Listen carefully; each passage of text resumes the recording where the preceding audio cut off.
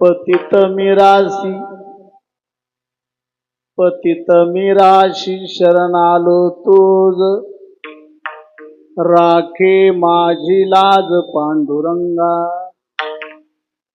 तारियले भक्त न कळी तुझांत, थोर मी पतित पांडुरंगा।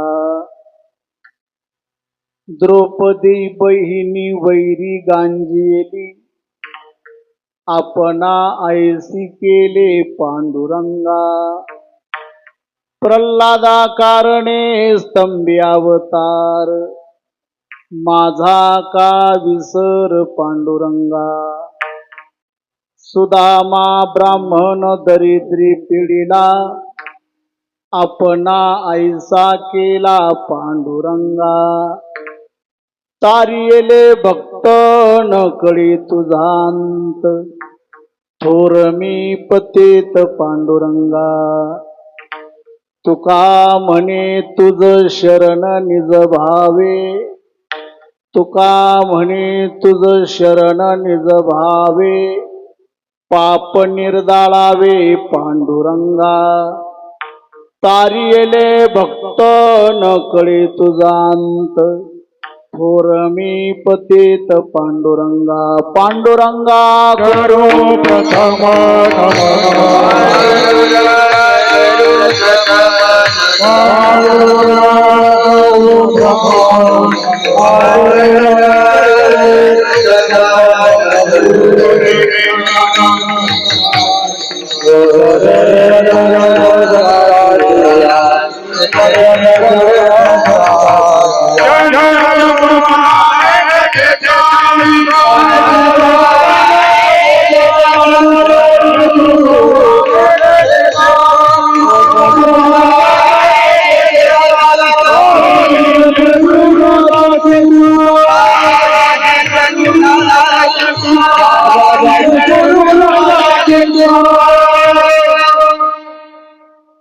सेवे लागी सेवक झालो, तुमच्या लागलो निज चरणा।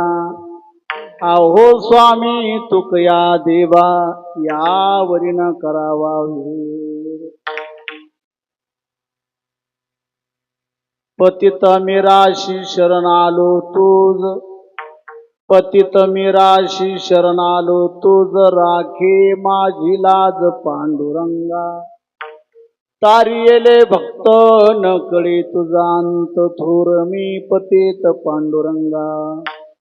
प्रस्तुत प्रसंगी कीर्तन रूपी सेवेकरता घेतलेला अभंग संपूर्ण विश्वाला माता गंगेप्रमाणे पतित पावन करा। श्रीमंत देहू निवासी जगद्गुरु तुकोबा यांचा उत्कृष्ट असा 6 चरणाचा अभंग सेवेकरता निवडला आहे। विठ्ठल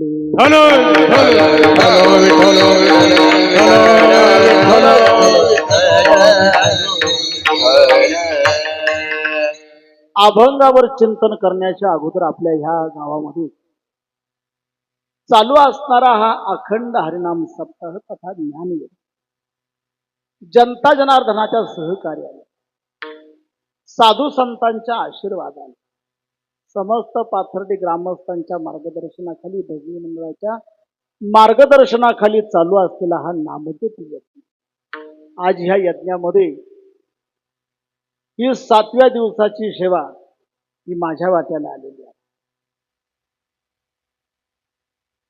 आणि योगायोग बघा, बाबा सकाळ म्हणजे बाबा 5 ते 6 प्रवचनाला होते, आणि मला जर माहिती असतं ते कीर्तनाला येणारे मी त्यांनाच छोटा बांधायला लावला, ते का गेले परत मला ते नाही कळलं। मी बाबांना सांगितलं, बाबा थांबा तुम्ही, महाराज शास्त्री शास्त्री बाबांच्या समोर कीर्तन करणं म्हणजे एक प्रकारची परीक्षाच असते।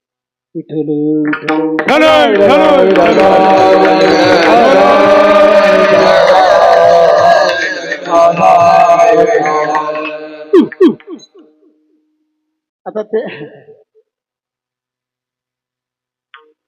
त्यांच्याच ऐकून ऐकून आम्ही जी तयारी केलेली, कदाचित त्यांचंच त्यांना आता ऐकावं लागेल। विठ्ठल विठ्ठल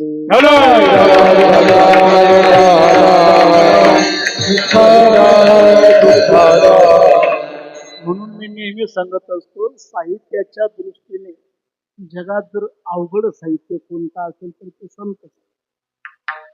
अभ्यासाच्या दृष्टीने, चिंतनाच्या दृष्टीने इतर ग्रंथ संपदा जी असते ती जरा सोपी असते.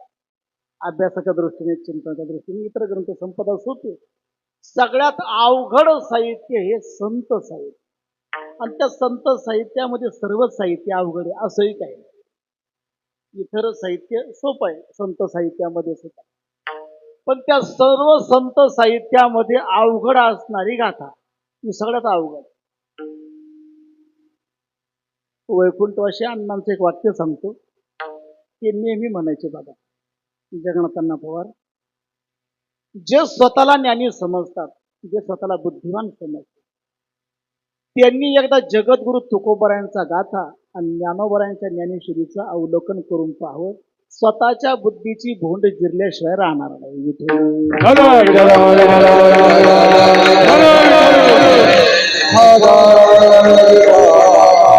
बोलून गेलो इतर ग्रंथ संपदा सोपे. तुम्हाला प्रामाणिकपणे सांगतो, बाबा आहेत, मुंबई आहेत. आता मला सुद्धा जवळजवळ कीर्तनाला प्रारंभ करून 27 वर्ष मला पण मला आत्ता कळायला लागलं कीर्तन करणं अवघड आहे. विठ्ठल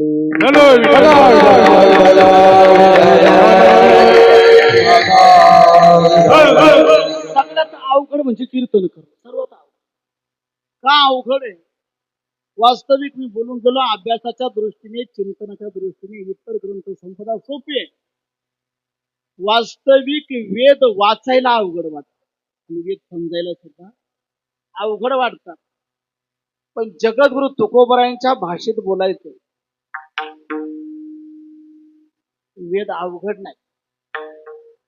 मुळात वेदाचा प्रतिपाद्य विषय भगवान परमात्मा.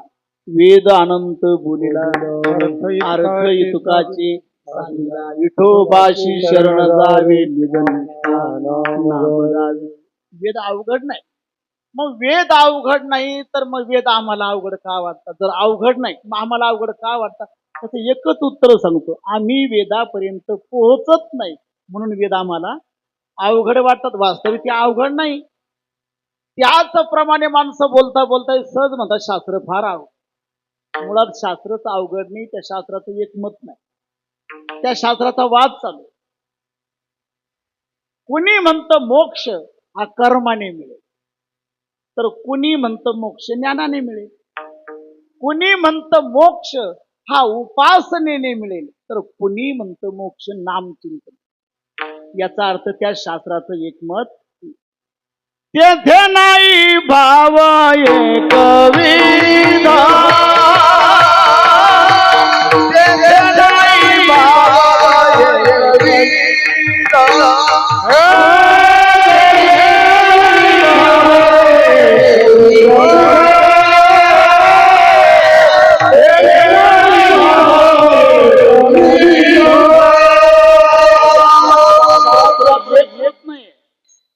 एकमत नाही शास्त्राचं.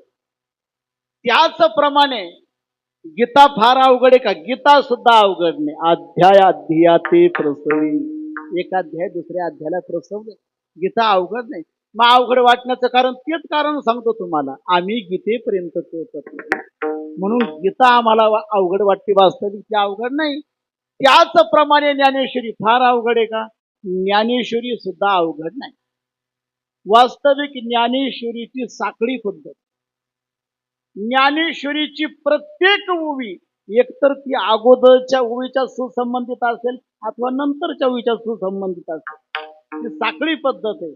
आम्हाला मुळामध्ये ज्ञानेश्वरी स्वतंत्र ग्रंथच नाही. संस्कृत भाषा जगाशी कळेना म्हणून ज्ञानोबारायांनी ज्ञानेश्वरी ही प्रगट केलेली. गीता अलंकार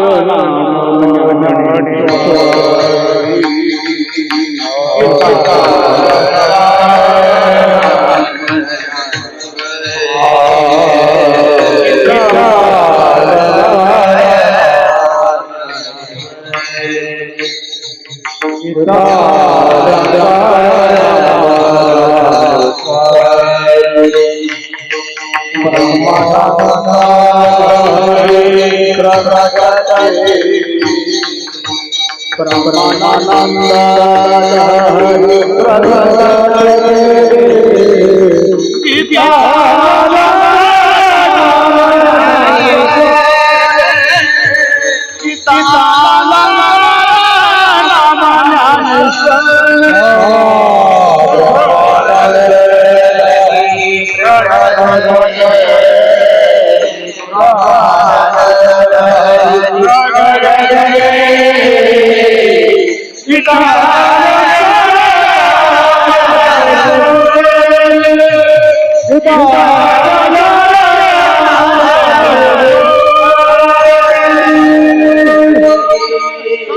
भाषात जगासी कडे ना म्हणून ज्ञानोबरायांनी ज्ञानेश्वरी ही प्रगट केली. आणि ज्ञानेश्वरी अवघड वाटण्याचं तुम्हाला एक प्रमाणबद्ध कारण. ज्ञानेश्वरी अवघड का वाटते? 56 भाषेचा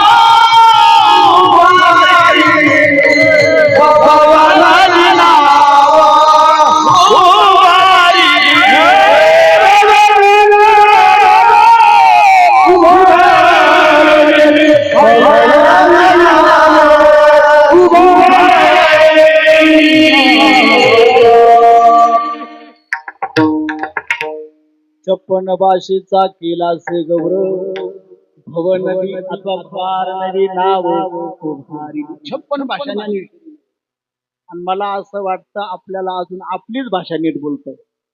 56 अवघड वाटण्याचं ते एक कारण असू शकतं. बघा, इतर ग्रंथ संपदा गायक वृंदाने जी ग्रंथ संपदा सांगितली ही ग्रंथ संपदा अभ्यासा करता सोपी. तसंच डोकं गाथ्याचं लावू नका, गाथा आव. बघा, गाथ्यामध्ये एक अभंग दुसऱ्या अभंगासारखा. अभंग तर जाऊ द्या मोहन बुवा, एक प्रमाण तरी दुसऱ्या प्रमाणासारखं आहे. आणखीन एक अण्णांचं एक वाक्य आठवलं ते सुद्धा सांगतो तुम्हाला. ते म्हणायचे या दोन ग्रंथांचं, ज्ञानोबरायांची ज्ञानेश्वरी आणि तुकोबरायांचा गाथा, या दोन ग्रंथांचं वर्णन करण्याकरता जो शब्दसंग्रह पाहिजे ना, अजून या सृष्टीमध्ये तो शब्दसंग्रह निर्माण झालेला. सगळ्यात अवघड तुकोबरायांचे गाथा. एक दोन प्रमाण सांगतो तुम्हाला. जव हे सकळ सिद्ध आहे हात चालावया आपुले तीर्थयात्रा येतो. जोपर्यंत शक्य आहे तोपर्यंत तीर्थयात्रा करून घ्या. हा, एकदा हे घोडे जर बसले ना, तुम्हाला इच्छा जरी असली, कदाचित कोट्यावधी रुपयाची संपत्ती आपल्या उशाला असेल, पण या शरीराने जर साथ दिली नाही काही उपयोग. म्हणून जोपर्यंत शक्य आहे तोपर्यंत तीर्थयात्रा करून घ्या. आता हे प्रमाण कुणाचं आहे? तुकोबरायांचं प्रमाण आहे. आणि तेच तुकोबरा एका ठिकाणी म्हणतात, न लगती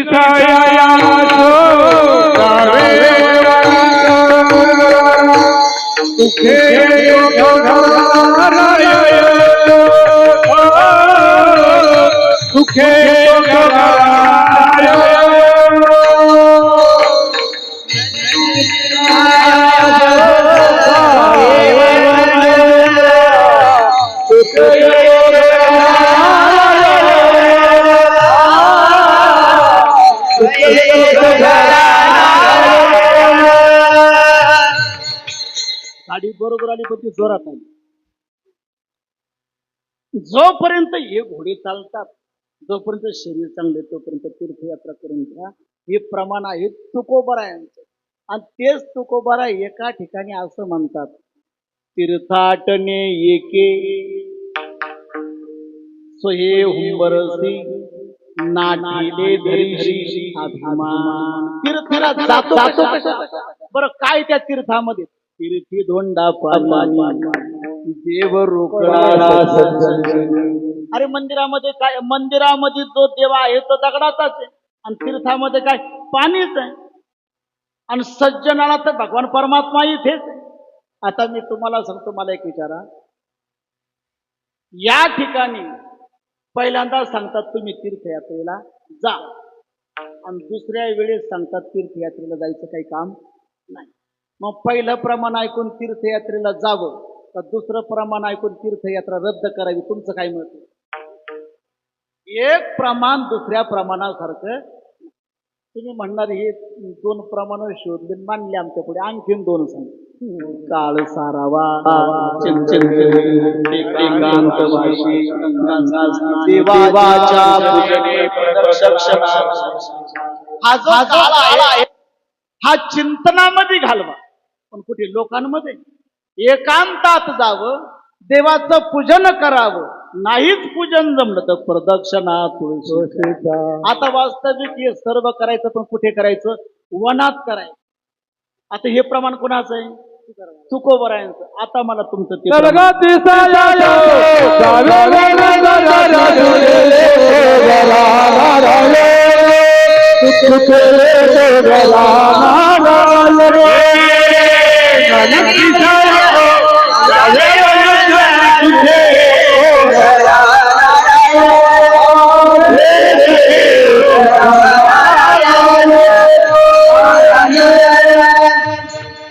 म्हणजे पहिल्यांदा सांगतात ते वनात, तिथं देवाचं पूजन करा. नाहीच पूजन जमलं तर प्रदक्षिणा तुळशीच्या करा, पण हे सगळं करायचं पण कुठे? वनात. आणि तेच तुकोबराय दुसऱ्या चरणामध्ये म्हणतात, न लगती सायास जावे वनात प्रमाण ऐकून वनात जावं का दुसरं प्रमाण ऐकून वनातून घरी यावं? पण तुम्ही सर्व जाणकार श्रोते ही वेगळ्या वेगळ्या अभंगाची वेगळी वेगळी प्रमाण. पण तुकोबराने एकाच अभंगामध्ये दोन प्रकारच्या भूमिका मांडल्या. शरीर दुःखाचे कोठार, शरीर रोगाचे भांडार, शरीर दुर्गंधीचे तार, नाही अपवित्र शरीर. हे शरीर दुःखाचं कोठार आहे, रोगाचं भांडार आहे, अतिशय दुर्गंधी युक्त आहे. किती चांगले चांगले पदार्थ या शरीरामध्ये टाकत तरी त्याची घाणच होती, इतके घाणेरडे आहे. कोण म्हणतं? तुकोबराय. नाही तर दुसरं चरण काय?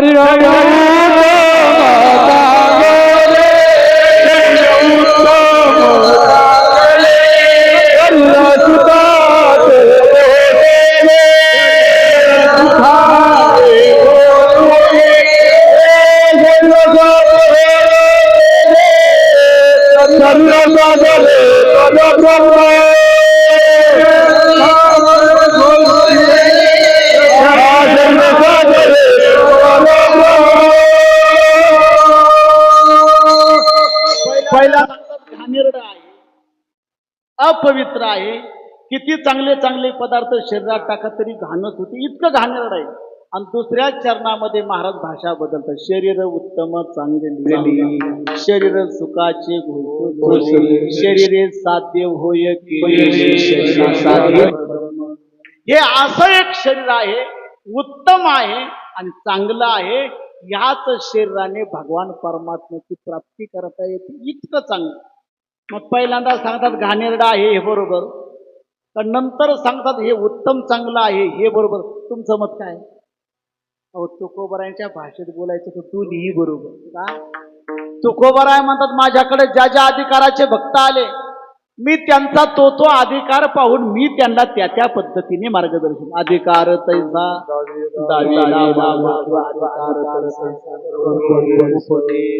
मला या सर्व या प्रमाणातून हे सिद्ध करायचं होतं. तुकोबरायांच्या अभंगावरती कीर्तन करणं अवघड. विठ्ठल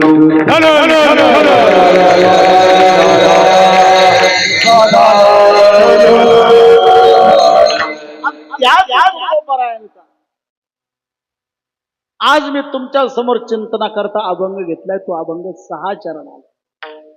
एक पहिलं कारण म्हणजे हा अभंग एक प्रासंगिकही आहे, म्हणजे प्रासंगिक प्रकरणातीलही आहे. आणि हा अभंग हा मागणीपरही आहे. काय आपण प्रस्थानामध्ये थोडस बघण्याचा प्रयत्न करू. वास्तविक ह्या अभंगाची जी रचना झालेली आहे ही अतिशय अल्प कालावधीमध्ये झाली. अल्प कालावधी असं संतांच्या चरित्रामध्ये संतांचे अभंग असे नाही की संत मंडळी एखाद्या रूम मध्ये बसली आणि तिथं अभंगाची रचनाच करून टाकली. असे संतांचे अभंग. जसा जसा प्रसंग तसे तसे अभंग, जसा प्रसंग तसा अभंग. ऐका या अभंगाची प्रस्तावना थोडक्यात सांगतो. ज्याप्रमाणे आता बघा कालावधी आलाय आषाढी वारीचा, या अनुषंगाने सुद्धा हा अभंग आपल्याला घेता येऊ शकतो. कालावधी आलाय आषाढी वारीचा आणि ज्याप्रमाणे आपण वर्षाचे वारकरी, आपण वर्षाला पंढरपूरला जातो. ज्याप्रमाणे आपण वर्षाचे वारकरी त्याप्रमाणे जगद्गुरु तुकोबाराय हे महिन्याचे वारकरी. आताही महिन्याचे वारकरी आहे, पण कृपा मुख्यमंत्र्यांच्या. आताही महिन्याची वारी करणारे लोक आहे, पण शासनाची कृपा आहे. आपण ज्याप्रमाणे वर्षाचे वारकरी आषाढी अथवा कार्तिकी, पण तुकोबाराय महिन्याची वारकरी. तुकोबाराय दर महिन्याला पंढरपूरला जातो. पण तुकोबाराय जात होते असं काही नाही. महाराष्ट्रातूनही निवडक मंडळी वारीला येत होती, देव परिसरातीलही लोक होते. सर्व मंडळी ही देहूला येतात. तुकोबारायांना विचारतात, महाराज आता वारीला कधी निघायचं? महाराज म्हणे पंचमीला आपल्याकडे या, आपण प्रस्थान करू. महाराज दिवस ठरला, तारीख ठरली, वार ठरला, सर्व ठरलं, वेळही ठरली आणि त्या दिवसाची वाट पाहणारे वारकरी म्हटलं का वारकऱ्याला वारीची तळमळ निर्माण झाली. त्याच्यात दोन प्रकार सांगतात गुरुवर्य माधव बाबा. याच्यामध्ये माळकरी आणि दुसरे आहे वारकरी. का? वारकरी माळकरी राहतात, पण माळकरी वारकरीच राहतात असं काही नाही. कितीतरी वारकरी आषाढी वारीच्या दिवशी सुद्धा घरीच राहतात. याचा अर्थ ते माळकरी आहे. वारकरी वेगळे आणि माळकरी वेगळे. महाराज दिवसाची बघा, वैकुंठवासी अण्णांनी एक सुवर्ण पिंपळ नावाचा एक छोटासा ग्रंथ आणि त्याच्यामध्ये गुरुनाम गुरु वैकुंठवासी परमपूजनीय मामासाहेब दांडेकरांचं चरित्र चिंतन आणि त्या ग्रंथामध्ये खाली मामांच्या मुखातून आलेली वाक्य सुविचार म्हणून टाकले. त्याच्यामध्ये एक वाक्य असं आहे मामांच्या मुखातलं, असं त्या ग्रंथात लिहिलेलं आहे. ते म्हणतात, वारकरी हा जर वारीला दिसला नाही तर तो मेला असं समजा. असं वाक्य त्याच्यात. माळकरी आहे ना, वारकरी आहे ना, मग वारकरी हा वारीला दिसला पाहिजे. ज्या अर्थी तो वारकरी वारीला दिसत नाही त्या अर्थी तो काय झालाय? त्या दिवसाची वाट पाहणारे वारकरी. तो दिवस कधी होतो? कधी एकादशी आषाढी, कधी एकादशी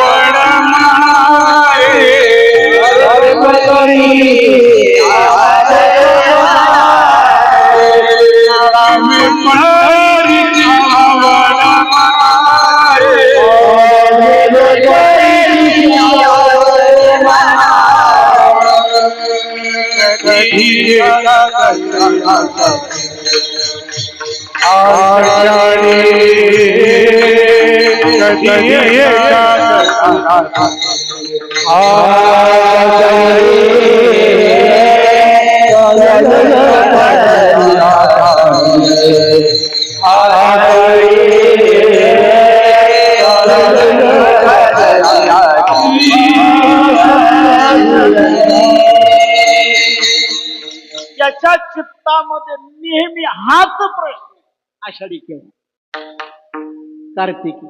त्याच्या चित्तामध्ये तिची एक आवड निर्माण झाली. नित्य चित्तात तो दिवस कधी होईल, ती वेळ कधी येईल, दिवस कधी येईल. पण बघा, तो दिवसही उगवला आणि ती वेळ आहे. आणि सर्व मंडळी देहू परिसरातील निवडक निवडक वारकरी इथे होणार. पण त्या रात्रीला एक घटना घडली. त्याच रात्रीला जगद्गुरु तुकोबारायांना शीतज्वर नावाची व्याधी. शीतज्वर, शीत म्हणजे थंड आणि ज्वर म्हणजे ताप. तो ताप इतका वेगाचा होता महाराज हलू शकत नाही, बोलू शकत नाही, चालू शकत नाही. सर्व वारकरी आले. महाराज आता वारीला निघालं पाहिजे. तुकोबाराय म्हणतात काय करूया, शरीराचा प्रतिबंध आडवा आला. अरे मला हलता येत नाही, चालता येत नाही, बोलता येत नाही, पाहता येत नाही. मला असं वाटतं ह्या महिन्याला मला वारीला येता येत नाही. पण जरी मला वारीला येता येत नाही, पण तुम्ही मात्र वारीचं खंडन करू नका. का? तुम्ही माझ्या समोर फक्त वारकरीच आहे असं नाही, तुम्ही सनकादिक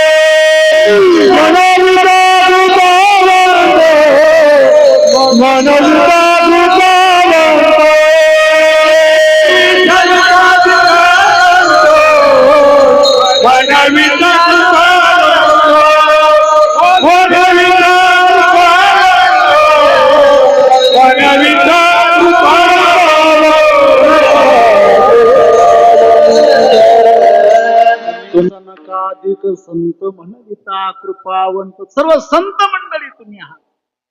मला नाही येता येत वारीला, शरीराचा प्रतिबंध आडवाला, पण तुम्ही मात्र वारीचं खंडन करू नका. का? तुम्ही संत मंडळी.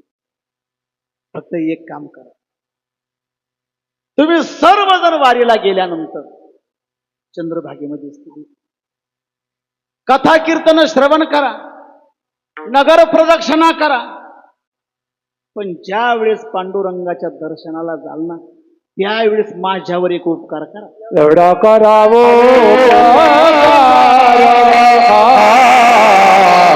एवढा करावो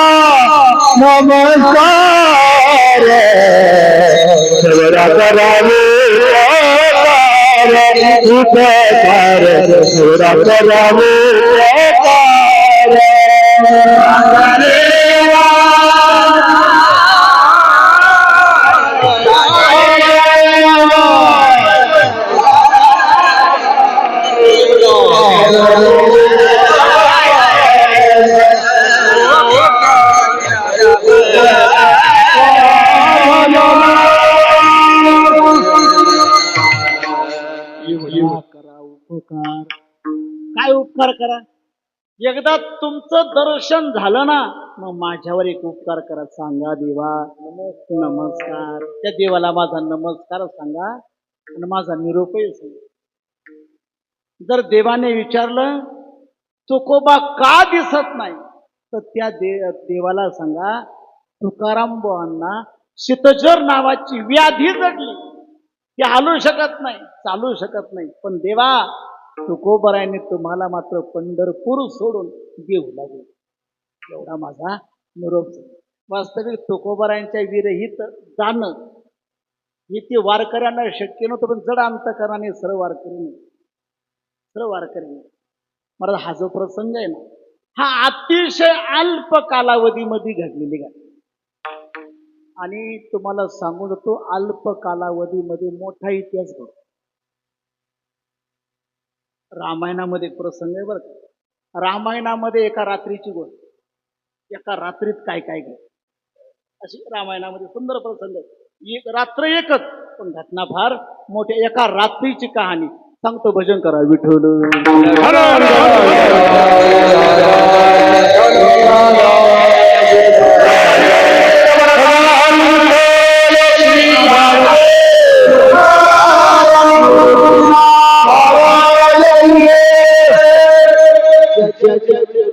दादांचा नावाचा गजर केला जाईल तर सर्वांनी त्यावेळेस आपण जे जयकार केला पाहिजे. आता काहीच 29 जूनला निवृत्तीनाथ दादांचा पालखी सोहळा. आपण ह्यावेळेस तरी तिन्ही कीर्तनामध्ये त्यांचं नाव ज्या वेळेस विचारलं जाईल गजर करा सर्वांनी. ऐका, मी फक्त घटना सांगतो एका रात्रीत काय काय घडलं. एका रात्रीमध्ये मोठा इतिहास होऊ शकतो, मोठं पुराणही घडू शकतो. रामायणामधला असा एक प्रसंग आहे. तेव्हा रामायणामध्ये राम रावणाच्या युद्धामध्ये लक्ष्मणाला जी शक्ती लागली ती कोणत्या वेळेस लागली? तुम्ही म्हणणार त्या युद्धाच्या वेळेस लागली, दुसरं कधी लागली? मी फक्त त्याचा वेळ विचारतो, तो टाइम.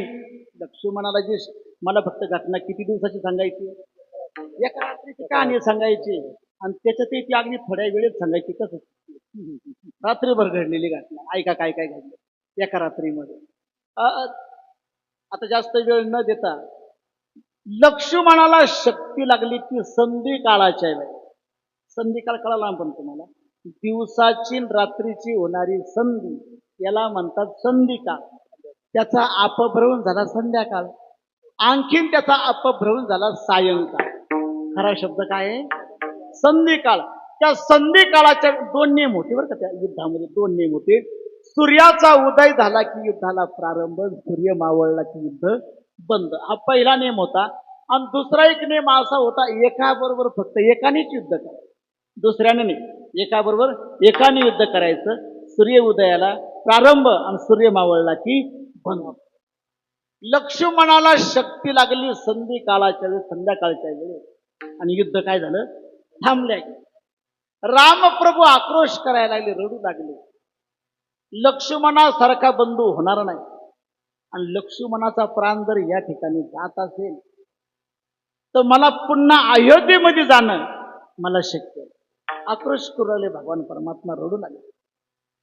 पण तिथं अतिशय विद्वान असणारे जांबवंत त्यांनी बिभीषणाकडे पाहिलं. आणि बिभीषणाकडे पाहिल्यानंतर बिभीषणाला कळालं, महाराज काही संकेत असतात, काही संसाराचे संकेत असतात, काही राजकारणाचे संकेत असतात, राजाचे संकेत असतात. ज्यावेळेस विद्वान असणाऱ्या जांबवंतांनी बघितलं त्यावेळेस बिभीषणजी समोर येतात आणि सांगतात, प्रभू रडायचं काही कारण. लक्ष्मणजींना जी शक्ती लागलेली आहे ना, त्या शक्तीचं निरसन करणारा या पृथ्वी तलावरती एकच आहे, तो म्हणजे वैद्य, सुषेण नावाचा वैद्य. आणि तो वैद्य कुठे आहे? लंकेत. तो वैद्य आहे पण कुठे आहे तो? लंकेमध्ये. जर त्या सुषेण नावाच्या वैद्याला जर इथं आणलं ना तर तो लगेच मात्रा तयार करून देईल, की लक्ष्मणाला दिली, लक्ष्मणजी उठतील. रामप्रभू म्हणे छान. पण वैद्य आहे पण तो वैऱ्याच्या नगरीत आहे. आणि वैऱ्याच्या नगरीतून जर वैद्य आणायचा असेल तिथं जी व्यक्तीला माहिती तिलाच पाठवावं लागेल. भलत्या व्यक्तीला जमणार नाही. मग कोणाला पाठवावं? जांबवंतजी म्हणतात मग हे काम हनुमंतराय का? एकदा ते लंकेत जाऊन आलेले आहे, फिरून आलेले आहे, लंका पाहून आलेले आहे, हे काम त्यांना द्या का? बुद्धिमता महाराज हनुमंतराय ही बुद्धीची देव. ज्याला ज्ञान पाहिजे, ज्याला बुद्धी पाहिजे ना, त्यानं श्रद्धेनं फक्त हनुमंतरायाची साधना करावी, उपासना करावी, नामस्मरण करावं. कमीत कमी हनुमान 40 तरी करा, हनुमान 40 तरी करावं रोज नित्याने. ती फलद्रूप झाल्याशिवाय राहणार. हनुमंतरायाला पाठवा. हनुमंतराय शांत आहे. सर्वांनी प्रार्थना केली, हे कार्य तुम्ही करा. म्हणजे काही हरकत नाही. ते गेले. बरं, त्यांना सापडायची काही गरज नव्हती. ते माता सीतेचा शोध करीत असताना त्यांनी एकदा सुषेण नावाच्या वैद्याचं घर पाहून आलेले होते. ते तिथं गेले दिवसा की रात्री. एकाच रात्रीची गोष्ट आहे ना. मग ही जे मी तुम्हाला कहाणी सांगतोय किती दिवसाची आहे? एका रात्रीची कहाणी. आता एका रात्रीची कहाणी म्हणून तुम्हाला जरा लवकर लवकर सांगतो, रातभर सांगणार नाही तुम्हाला. एका रात्रीची कहाणी. काय घटना घडली? हनुमंतराय तिथे गेले त्या घराच्या जवळ. हनुमंतरायाने विचार केला, आपण याला जर उठवलं, त्याच्या पलंगाखाली आपण हात घालू शकतो. उठवण्यापेक्षा हा आपल्याबरोबर येणार नाही उठवलं. कारण वैद्य कोणाचा आहे? वैऱ्याचा आहे. वैऱ्याचा वैद्य आपल्याबरोबर कसा येईल? आपण याच्या पलंगाखाली हात घालू, पलंग घेऊन जाऊ. पण याला जर तिकडं नेलं, याला जर उठवलं, याला सांगितलं हे बघ, तर तो सांगेल मला तुम्ही इथं आणलं, माझी औषधं घरीच राहील. त्या रूम मध्ये त्या पंटीला तिथंच राहील. पुन्हा पुन्हा जाऊन येणं शक्य आहे का? कथा किती दिवसाची आहे? एका रात्रीची कहाणी नव्हती. हनुमंत आता 5 ते 6 जे प्रवचन महाराजांनी याला हात घातला होता, प्रवचनकाराने हात घातला होता त्याला. मला त्या हनुमंतरायाने त्या पायाच्याच खाली हात घातला, ते घरच हा म्हणायलाच नको त्या रूम मध्ये राहिलं, या खुंटीला अडकलं. ते घरच बरोबर आहे. आता तिथं मोठी घटना घडली आहे. एका रात्रीची कहाणी मी तुम्हाला सांगतो. त्या सुषेण नावाच्या वैद्याला उठवण्याचा त्याला सर्व घटना सांगितली. आणि घटना सांगितल्याच्या नंतर त्या सुषेण नावाच्या वैद्याने सांगितलं, याच्यावरती जी मात्रा लागते ना, ती मात्रा माझ्याकडे नाही. तुम्ही ती औषध मला आणून द्या, मी ते बनवतो, तुम्ही याला द्या, हा उठेल. अहो, याला काय औषध आहे? याला संजीवनी आहे. आणि ती संजीवनी मिळते कुठं? द्रोणागिरी पर्वतावर संजीवनी. जर तुम्ही ती संजीवनी आणली ना, मी ती मात्रा तयार करून देतो याला, हा लगेच उठेल. सर्वांना चिंता पडली, आता इतक्या गतीने जाणारा कोण? औषध, कारण सुषेण नावाच्या वैद्यानं सांगितलं, मी सर्वात जास्त जबाबदारी फक्त सकाळपर्यंत घेऊ शकतो. सूर्य उदयाच्या आतमध्ये ती जर मात्रा तुम्ही ती औषध इथं आणलं तर मी याला देऊ शकतो. जर ती औषध सूर्य उदयाच्या आत आलं नाही, लक्ष्मण जिवंत राहील. रामप्रभू पुन्हा आक्रोश करायला लागले, रडू लागले. पुन्हा जामवंताने सांगितलं, हनुमंतराय हे कार्य तुम्हीच करा. महाराज, तो पौर्णिमेचा दिवस होता म्हणतात. त्या अद्भुत रामायणामध्ये आलेल्या थोडक्यात गोष्टी त्या पौर्णिमेचा जो दिवस होता ना जाण्याचा, तो पौर्णिमेचा होता.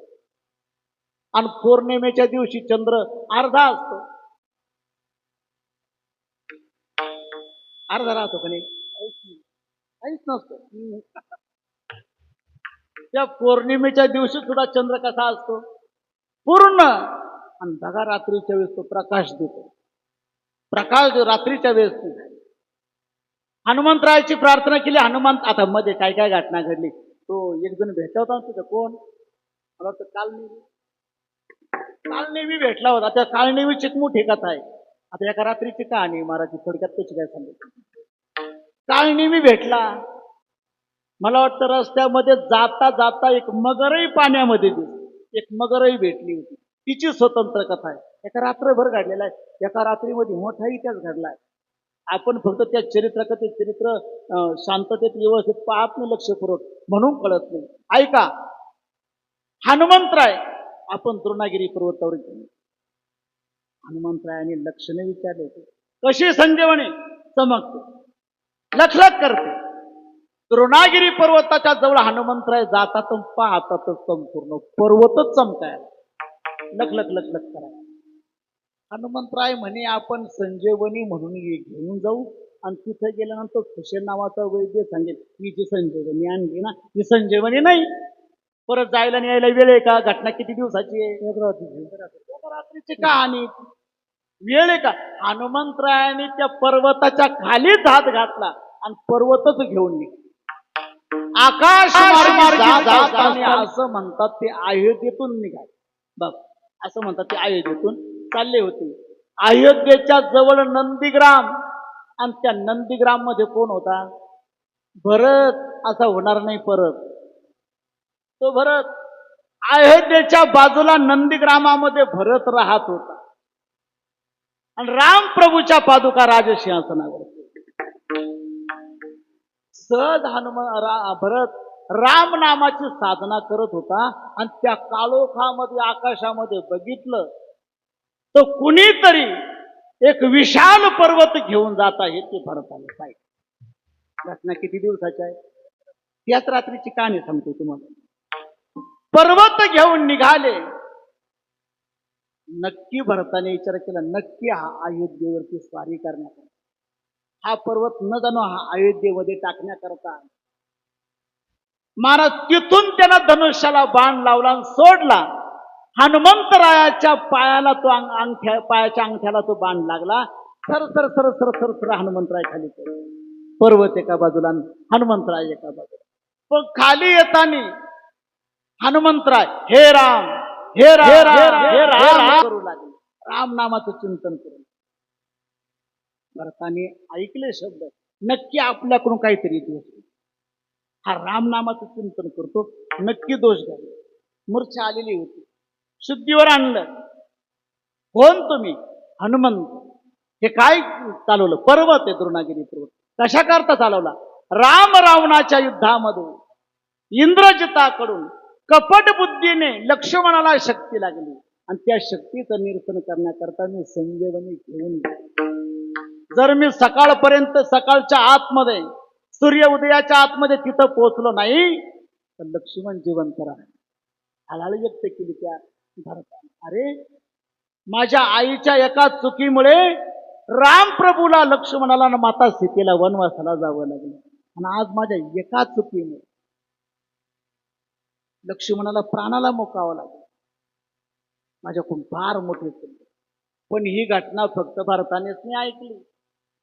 ही घटना ऐकली एका गुप्तहेराने आणि त्यानं अयोध्येमध्ये जाऊनच मग प्रचार केला.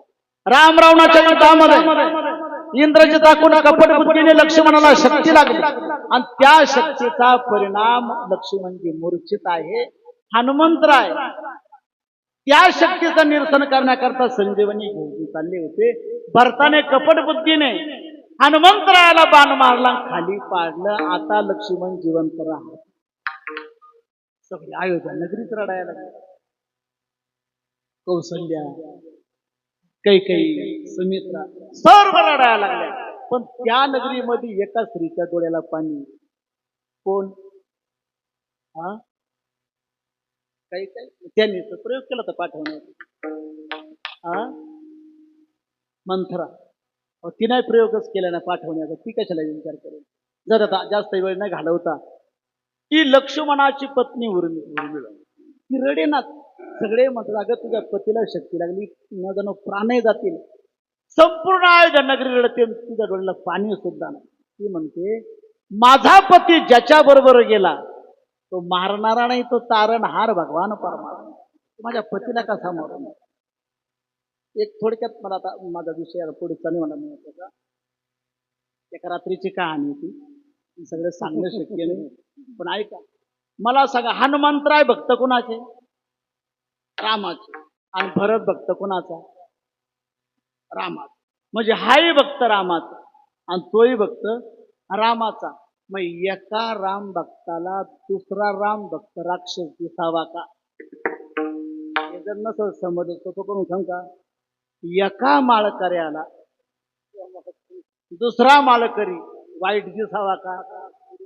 बरं दिसल्याशिवाय राहतो का? आपलं कसं आहे? एका राम भक्ताला दुसरा राम भक्त राक्षस दिसला का? हनुमंतरायाला सात्विक का होईना पण थोडा अहंकार. कोणता? जर मी शब्द फारच घातक आहे. जर मी सकाळी सूर्य उदयाच्या आतपर्यंत तिथे गेलो नाही तर लक्ष्मण जिवंत राहणार. हा सात्विक झालेला अहंकार. दुसऱ्या एका राम भक्ताला तो सहन झाला नाही. बाण मारून मला घटना एका रात्रीची कहाणी सर्वात सर्व सांगू शक्य नाही. विठ्ठल विठ्ठल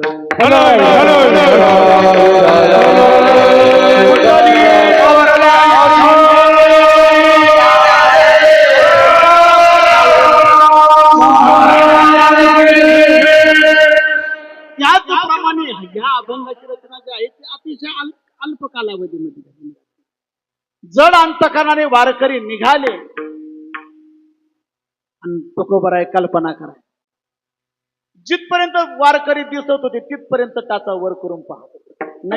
नक्की आता ते 20 पर्यंत गेले आहेत. नक्की ते आता त्यांनी शिवापर्यंत गेले असतील. आता वारकऱ्यांनी पुण्यात प्रवेश केला असेल. आता वारकरी सासवडला गेले असतील, नवे जेजुरीला गेले असतील, वाल्याला गेले असतील, माळशिरस गेले असतील, नवे ते आता पंढरपूरमध्ये त्यांनी प्रवेश केला असेल. नक्की आता त्यांनी चंद्रभागेमध्ये स्नान केलं असेल. वास्तविक तुकोबराय होते कुठे? घरी. आणि कल्पना कुठली चालली होती? पंढरपूरची. नक्की आता त्यांनी स्नान केलं असेल. आता ते नगर प्रदक्षिणा करीत असतील. आता नक्की त्यांनी कीर्तन ऐकलं असेल. वास्तविक होते घरी आणि चिंतन चालू होतं पंढरपूरचं. आपण राहतो पंढरपूरला, पण चिंतन मात्र घरचं राहतं. संतांमध्ये आणि आपल्यामध्ये हा एक सर्व वारकरी पंढरपूरमध्ये गेले, चंद्रभागेमध्ये स्नान केलं, कथा कीर्तन श्रवण केली, पांडुरंगाच्या रावळात आले. देवाचं दर्शन घेतच होते तर देवाने विचारलं, का रे सर्व दिसतात, माझा तुकोबा दिसत नाही? मग त्यांनी सांगितलं, तुकोबारायांना शीतजर नावाची व्याधी जडली. पण देवा तुम्हाला एक सांगू, तुकोबारायांनी तुम्हाला एक निरोप सांगितला. कोणता? तुकोबारायांना शीतजर नावाची व्याधी जडली म्हणून ते येऊ शकत नाही, पण तुम्हाला मात्र पंढरपूर सोडून देऊला बोलाव. देव म्हणे कसं शक्य आहे? 9 लाख यात्रा भरली, अरे पंढरपूर मी कसं सोडू? आणि इकडे तुकोबारायांचा धावा चालू होता. तुकोबाराय विचार करतात, देव अजून काय येत? देव काय येत नाही? तुकोबाराय म्हणतात, नक्की न जाणो मला माझं पापच आडवा आला असेल म्हणून देव येत नाही. हे तुकोबाराय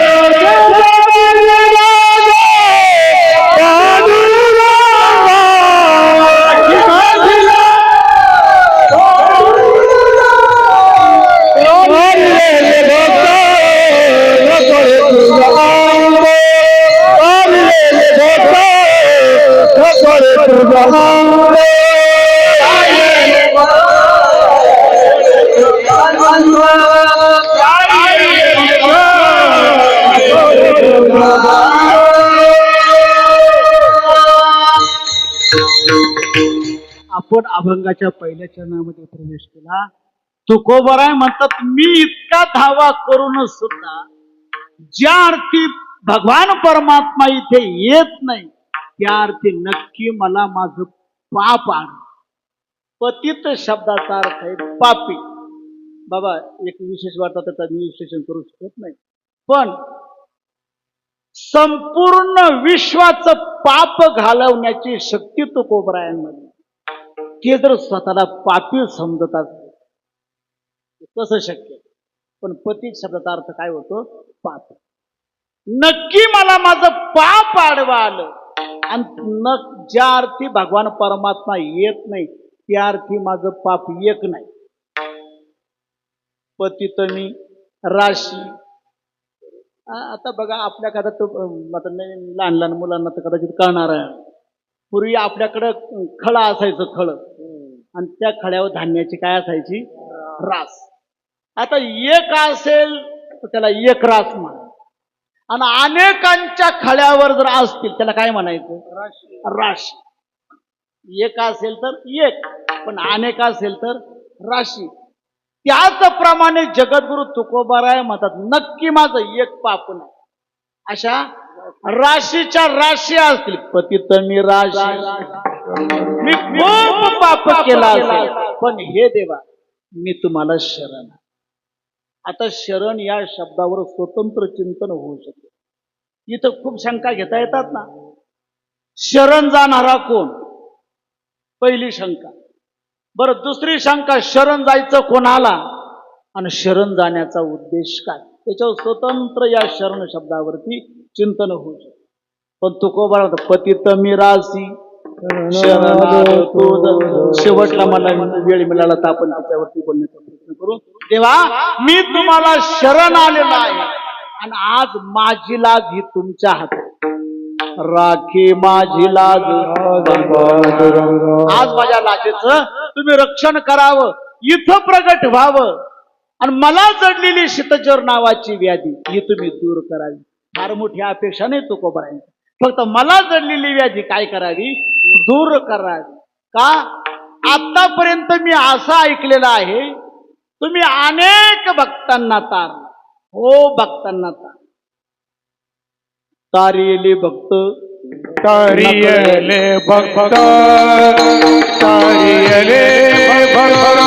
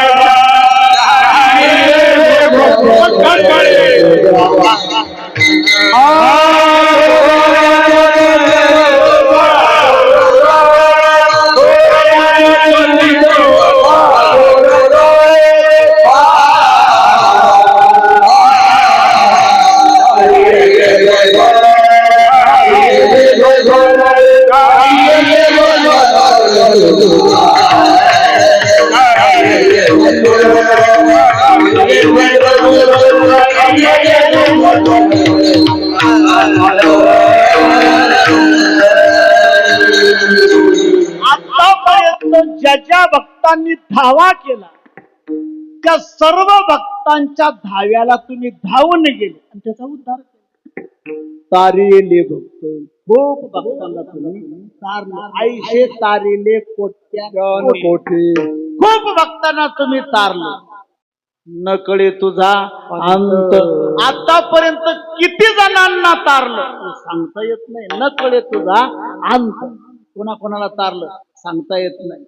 आणि ज्या अर्थीत तुम्ही मला तारत नाही, मला जडलेली व्याधी तुम्ही दूर करू शकत नाही, त्या अर्थी थोर मी पतेत पांडुरंगा, इतका धावा करून सुद्धा जर तुम्ही माझ्या संकट निवारण करत नसाल तर नक्की मी पापी आहे पण छोटा नाही. थोर मी पतेत पांडुरंगा, खूप पाप मी केला असेल म्हणून त्या पापाच्या मोबदल्यात तुम्ही माझा उद्धार करत नाही. तर तुम्ही आजपर्यंत कोणाला तारलं, कसं तारलं याची स्वतंत्र यादी माझ्याकडे आहे. तुकोबाराय तिसऱ्या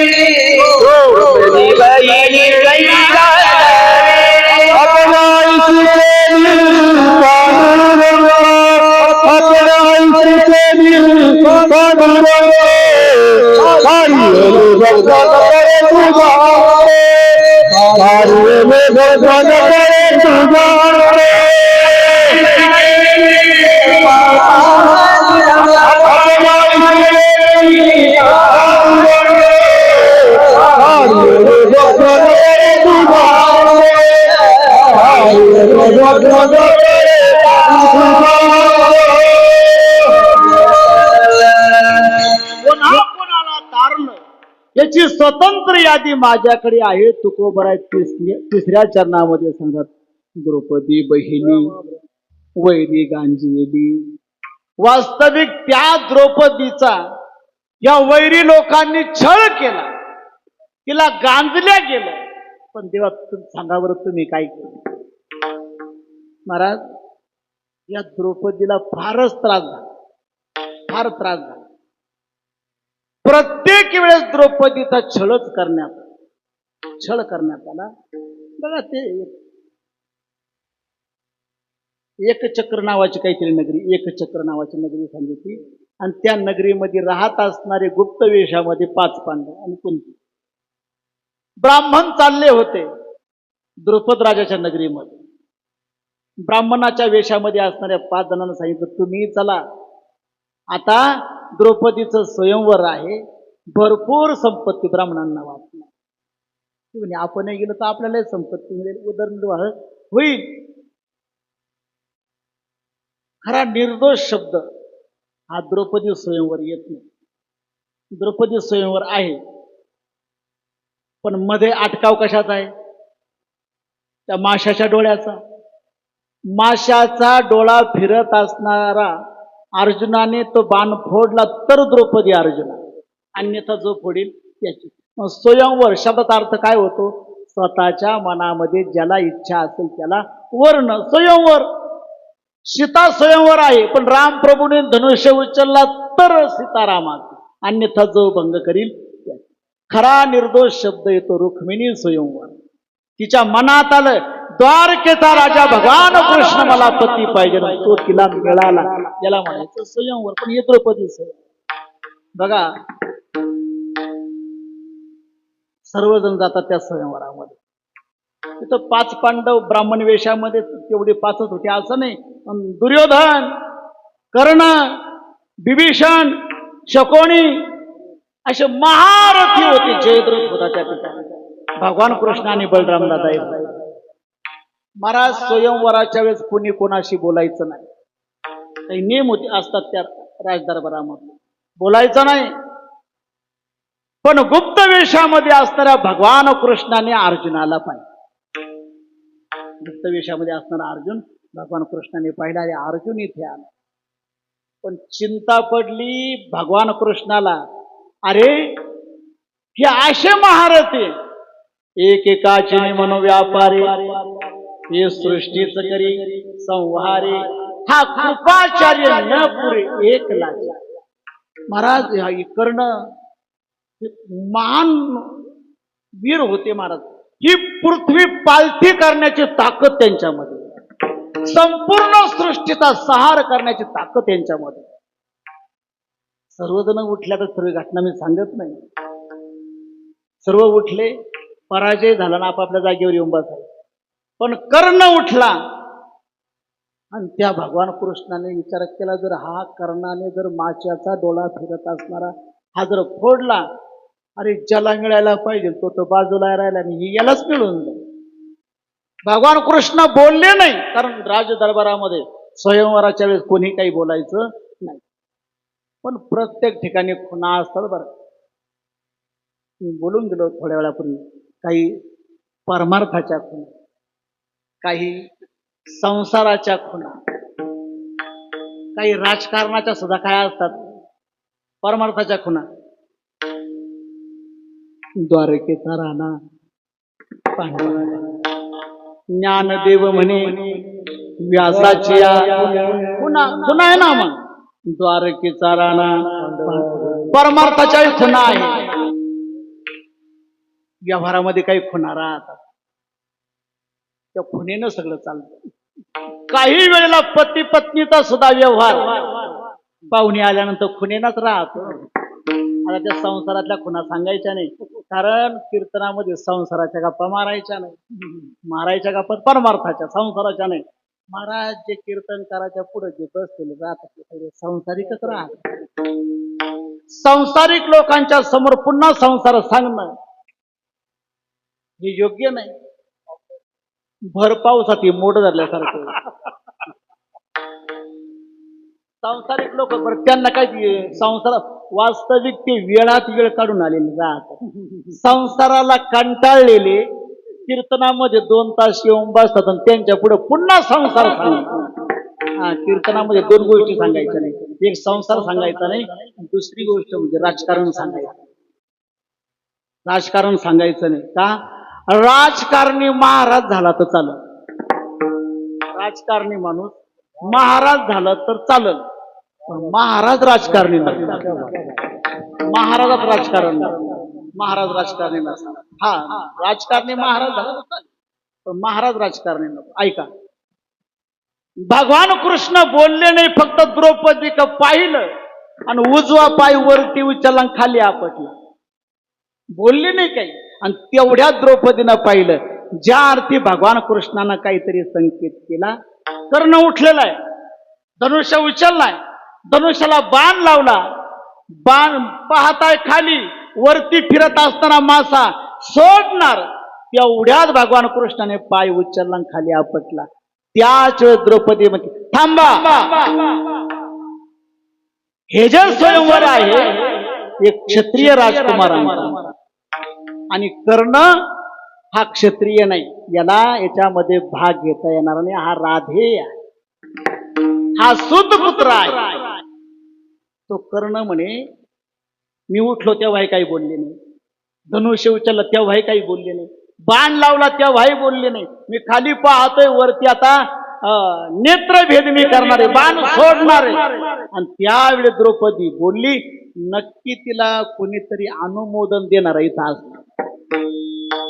त्यांना सभा न्याहाळली, भगवान कृष्ण दिसले, तिथूनच बाण सोडला, भगवान कृष्णाच्या पायाजवळ येऊन तो बाण लागला. हा संकेत दिला, हे तुमच्यामुळे घडलं, हे तुमच्यामुळे घडलं.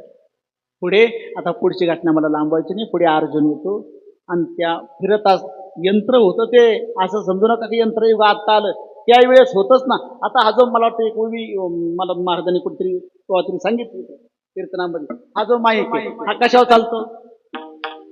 लाईटवर. आणि लाईटचा शोध रावसाहेब मामा किती दिवस झाला असेल? 100-125 वर्ष धरा. 100-125 वर्षापूर्वी लाईटीचा शोध लागला. बरं, कुणी लावला? ते एडिसन काहीतरी नाव सांगता, एडिसननी त्याचा शोध लावला.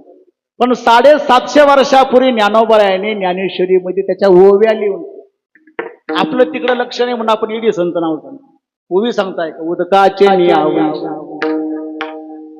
उदकाचे आवेश. उदक म्हणजे पाणी आणि आवेश म्हणजे जोर. पाण्याच्या जोराच्या साह्याने उदकाचे आवेश प्रगटले तेज लखलखीत दिसे, युजू माझी असे सलील काही. ज्ञानोबरायांची पाण्याच्या जोराच्या साह्याने विजेची निर्मिती होणारे हे ज्ञानोबरायांनी सांगितलं. आम्ही एडिसनचं नाव सांगतो. आणखीन एक गोबी आठवली, ती पण सांगू जातो तुम्हाला, तर विसराया नको पुन्हा. काही जे पाठ करून आलो ते सांगितलं पाहिजे. ऐका, काय झालं, आणखीन एक गोबी आठवली मला, ती पण सांगू जातो तुम्हाला. चित्रपटाची निर्मिती केव्हा झाली? मला वाटतं 1913 साली तो मुखपट बोलपट काहीतरी आलेला. 1900 राजा हरिश्चंद्र 1913. मग त्याला 100-125 वर्ष झाली की नाही? आता मला सांगा, चित्रपटाची निर्मिती कुणी केली? दादासाहेब फाळके. आपल्याकडे स्मारक झालं की नाही? पण दादासाहेब फाळकेंच्या अगोदर ज्ञानोबरायांनी ज्ञानेश्वरीमध्ये ओव्या लिहून ठेवल्या. आपण फाळकेंचं नाव सांगतो, आता ओवी सांगतो, ऐका. विठ्ठल विठ्ठल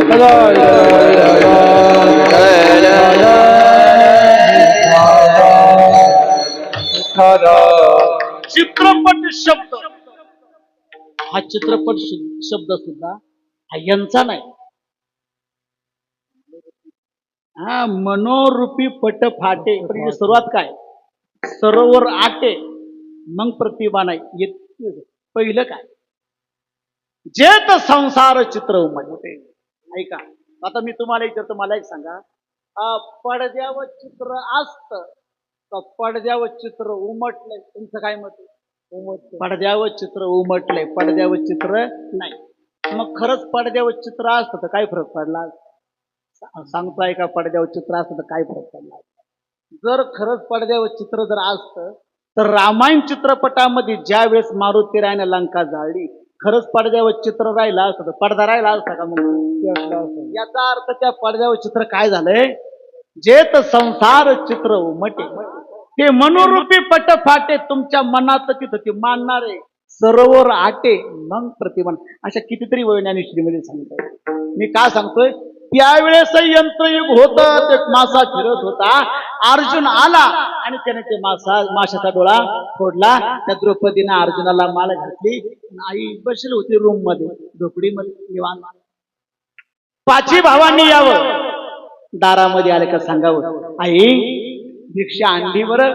मग तिनं नेहमीप्रमाणे सांगावं, जी आणली ना बाळांनो ती 5 जणांना वाटून. आज द्रौपदी आणली बरोबर, 5 जण दारामध्ये उभे आणि सहज बोलले धर्मराजा, आई भिक्षा आणली बरं. न पाहता सांगितलं, जी आणली ना बाळांनो ती 5 जण मिळून घ्यावा. आईचा शब्द खरा करायचा म्हणून त्या 5 जणांचं वाटणी झाली. 2 महिने 12 दिवस प्रत्येकाच्या वाट्याला. 2 महिने ती नारदाने फार सुंदर कथा आली, तिनं नारदाने वागणी केली. 2 दिवस आणि 12 दिवस प्रत्येकाच्या वाट्याला आली. वाटून वनवास संपल्या गेला. त्यांना प्रतिचरितच मांडायचं, वनवास संपला. एवढ्या संकटामध्ये राहत असणारी द्रौपदी राजकन्या होती, हस्तिनापूरला आली. सर्वांचा परिचय झाला. 5 पांडव आणि 100 कौरव एका पंक्तीला बसाय. सर्वात मोठी भाऊजाई म्हणजे ही द्रौपदी, वाढायला ती एकटी आली. तिचा छळ करायचा म्हणून ती एका जागी नव्हते बसत. विभीषण कडेला, इकडच्या कडेला दुर्योधन, मध्ये कर्ण, शकुनी, छळ करण्याचा. 5 पांडव एकत्र बसले. ती वाढण्याकरता यायची. ती तिकडच्या कडेला गेली का इकडच्या नाव, वहिनी भात संपलाय बरं, भात घेऊन या. तिनं घाई यावं भात. ती इकडे येते तर तिकडच्या, वहिनी चपाती संपली बरं, तिनं पळत जाऊन तिकडे चपाती. तिचा छळ करू दुर्योधनाच्या समोर येते. वाढता वाढता दोन्ही हात वाढण्याच्या भांड्याला गुंतलेले आहे. तेवढ्या दुर्योधनाच्या समोर येते, कंचुकीची गाठण सुटली. कंचोळीची गाठण सुटली. तिनं धावा सुरू केला, देवा आता माझ्यावर संकट आलं, या दुर्जनाच्या समोर मी आले आणि माझ्या चोळीची गाठण सुटली. हे वैरी मला हसतील, माझी निंदा करतील, माझा छळ करतील. कोठे गुंतला असे द्वारकेच्या राया, वेळ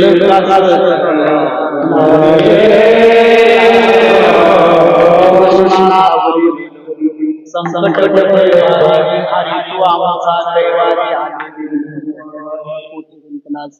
द्वारकेच्या राया. काय झालं? भगवान परमात्मा भोजन करण्याकरता बसलेले. द्रौपदीचा धावा ऐकला, धावा ऐकला, पण थोडासा यायला उशीर, काही क्षणाचा उशीर झाला. भगवान परमात्मा आले. द्रौपदी म्हणजे, देवा आत्ताशी या वैरी लोकांनी माझा छळ केला. देवा तू आत्ताशी प्रगट झाला. देव म्हणे, द्रौपदी तुझा धावा चुकला का? अगं तू बोलली कोठे गुंतला असे द्वारकेच्या राया. तू द्वारकेचा राया म्हटल्यामुळं मला, मी तुझ्या हृदयात होतो. देवा हे पाहिला तुला पण आनंद वाटत होता. नाही द्रौपदी, तू द्वारकेचा राया म्हटल्यामुळं मला तुझ्या हृदयातून निघावं लागलं, द्वारकेला जावं.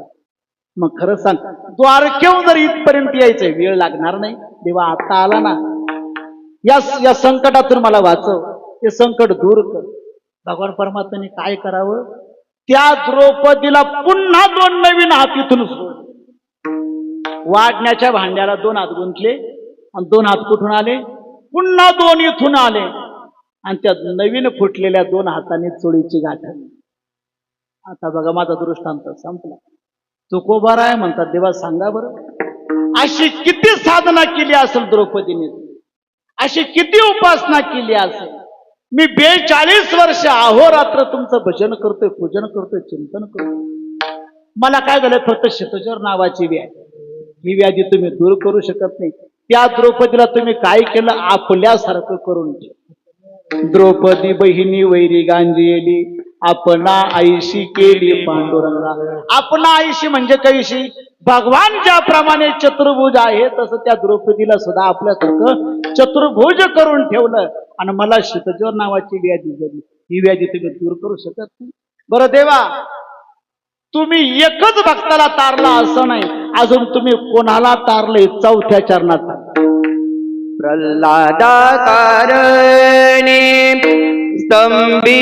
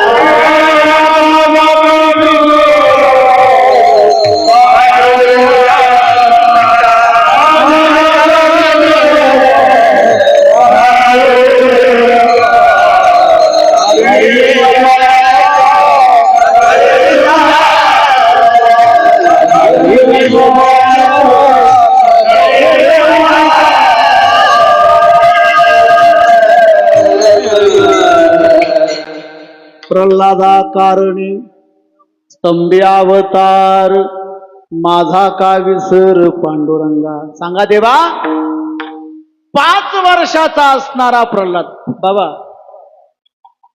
प्रल्हादाचं कुळ किती पवित्र, वास्तविक कुळ राक्षसाचं पण किती पवित्र. देवाला स्वतंत्र 3 अवतार फक्त या कुळाकरता घ्यावे लागले, इतकं पवित्र कुळ राक्षसाचं आहे. या कुळाकरता देवाला पहिला अवतार घ्यावा लागला, वराह अवतार. कोणत्या कुळाकरता? ह्याच कुळाकरता. नरसिंह अवतार ह्याच कुळाकरता. आणि मला वाटतं वामन अवतार ह्याच कुळाकरता. काय पवित्र कुळ येते बघा. 5 वर्षाचा असणारा प्रल्हाद. आता मी जन्म प्रकार सांगत नाही बरं, मी फक्त थोडक्यात प्रल्हादाचं चरित्र सांगतो. हिरण्यकश्यप वास्तविक नाव घेऊन देवाचे हे ब्रीद हिरण्यकश्यप. माझ्या नगरीमध्ये जो कोणी देवाचं नाव घेईल त्याचा शिरछेद करण्यात येईल, असा कायदा ज्या हिरण्यकश्यपूचा देवाने त्याच्याच कायद्याचं उल्लंघन करणारा पुत्र त्याच्याच पोटी जन्माला घातला, त्याचं नाव प्रल्हाद. 4 होते ते, लाद, अनुलाद, सल्लाद आणि प्रल्हाद.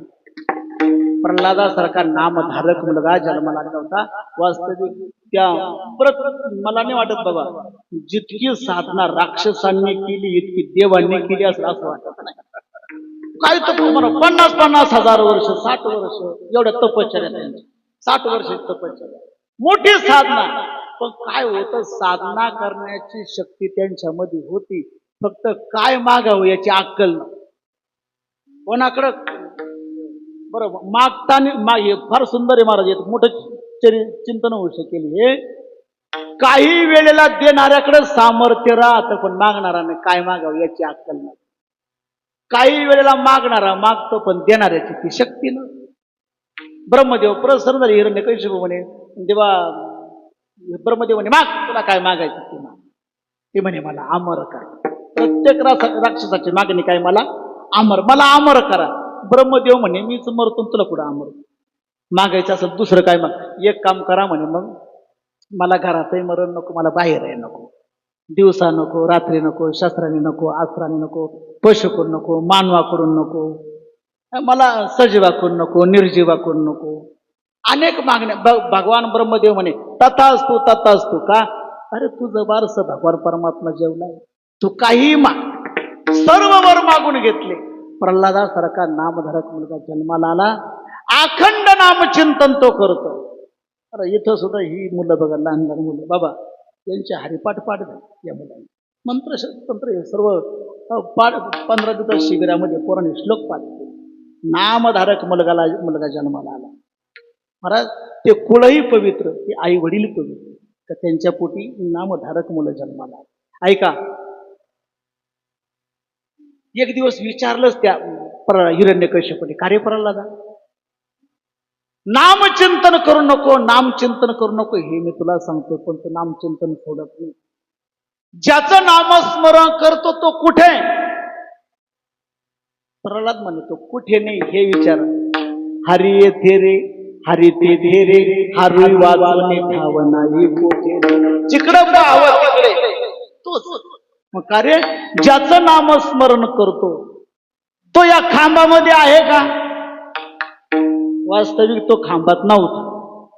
वास्तविक भगवान परमात्मा खांबामध्ये नव्हता. पण माझ्या एका निष्ठावंत भक्ताने आत्मविश्वासाने सांगितलं, माझा भगवान परमात्मा कुठे? खांबात आहे. त्याच वेळेला त्या हिरण्यकश्यपूने लात मारली खांबावरील स्तंभी नारायण ती लात मारली. कडकड कडकड आवाज आला. नरसिंह भगवान परमात्मा बाहेर. नरसिंह भगवान परमात्मा त्या श्रावणामध्ये पोळ्याच्या अगोदर बघा आपल्या घरामध्ये प्रत्येक, मला सांगा, नरसिंह त्याचं शिर पाहावं तर सिंहाचं आणि खाली शरीर पाहावं तर मानवाचं. मला मानवाकडे मरण नको, पशु कोणही मरण नको. मग नरसिंह पशु म्हणावं तर त्याला दड मानवाचं आहे. बरं मानव म्हणावं तर शिर त्याला पशुच आहे. बरं मानवही नाही, पशु नाही. त्याने दुसरं मागितलं होतं, मला मरण घरातही नको बाहेरही नको. आपल्याकडे एक जागा अशी, ती जागा धड घरातही राहत नाही, बाहेरही राहत नाही. काय? उंबरा. तो घरातही राहत नाही, बाहेरही राहत नाही. अशा ठिकाणी धरलं. तो म्हणे मला पृथ्वीही मरण नको, मला आकाशातही मरण नको. मांडीवर घेतलं. पुढे तो म्हणतो मला दिवसा मरण नको, मला रात्री नको, संधी काळाच्या वेळेला. पुढे तो म्हणतो मला शस्त्राने नको, अस्त्राने नको, सजीवाकून नको, निर्जीवाकून नको, नखानी फाडला. मला एक सांगा मामा, नखानी फाडला. आपली नख सजीव का निर्जीव? तुमचं काय मत आहे? आपली नख सजीव आहे का निर्जीव? हा, सजीव. मग नख सजीव म्हणावं तर कापल्यानंतर रक्त निघत का? मग नख कशी आहे? निर्जीव. बरं निर्जीव म्हणावं तर कापल्यानंतर वाढात्या कशा काय? सजीव म्हणावं तर रक्त निघत नाही, आणि निर्जीव म्हणावं तर ते काय होतात पुन्हा? हे नख सजीवही नाही, निर्जीव, शस्त्रही नाही, आश्रय. नखाने फाडला. त्याचा आणखीन एक महत्वाचा प्रश्न होता. तो म्हणे मला कोणत्याच महिन्यात मरण? त्याच्याकरता 13वा महिना काढावा लागला. कोणता? मलमास नाही कळाला, पुरुषोत्तम मास नाही कळाला, अधिक मास नाही कळाला, धोंडा. वास्तविक हा धोंडा काढला हिरण्यकशिपू करता, आणि उपयोगाला मात्र जावयांना आला. सगळं जावयांनी मिळून त्या हिरण्यकशिपूची पूजा करायला पाहिजे. माझी अंगठी महिना झालाय तशी टाकली.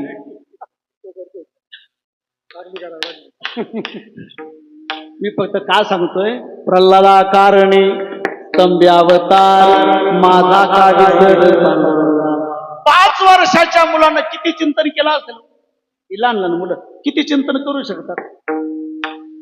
42 वर्ष अहोरात्र भजन करतो. मला काय झालं? फक्त नावाची व्याधी. ही व्याधी तुम्ही दूर करू शकत नाही. बरं, मला फक्त तुम्ही याच भक्तांना तारलं असं नाही. अजून एक यादी आहे अभंगाच्या 5व्या. सुधारणे तरे पिढीला सुदामा राम